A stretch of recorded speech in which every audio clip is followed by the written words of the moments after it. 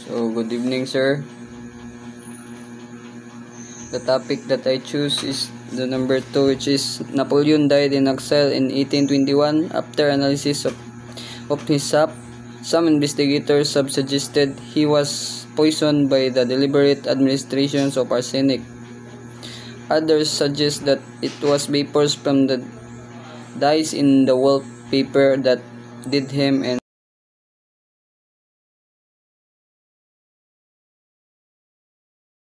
The death of Napoleon took place on May 5, 1821 at Longwood on the island of Strait Helena. During his exile, at the age of 51, it was due to stomach cancer resulting from the aggravations of an ulcer. From 1950s onward, some authors proposed that Napoleon died from the deliberate arsenic poisoning. Arsenic poisoning or arsenicosis is a medical condition that occurs due to elevated levels of arsenic in the body.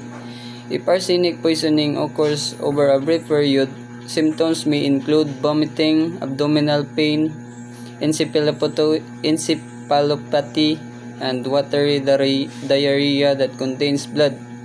Long-term exposure can result in thickening of the skin, darker skin, abdominal pain, diarrhea, heart disease, numbness, and cancer. The truth is, Napoleon Bonaparte died from stomach cancer, not from the arsenic poisoning, as proven by the autopsy and confirmed by the modern reanalysis, not arsenic poisoning.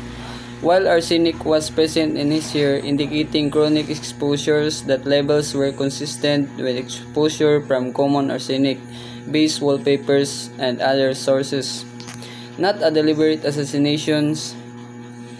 The high arsenic levels in the hair, along with certain medications given to Napoleon, likely exacerbated underlying conditions or contributed to a fatal cardiac event, but did not cause his primary death from cancer. So the evidence against arsenic poisoning: autopsies confirmed that Napoleon suffered from a large invasive gastric carcinoma or stomach cancer with evidence of a large mass in his stomach.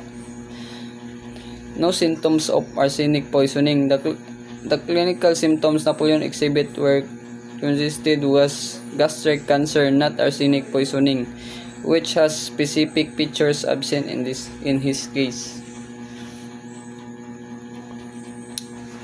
So, medications. Napoleon was treated with calomel, mercurous chloride, and tartar emetic, which can cause potassium wastage and contribute to prolongations, increasing the risk of fatal heart rhythm issues.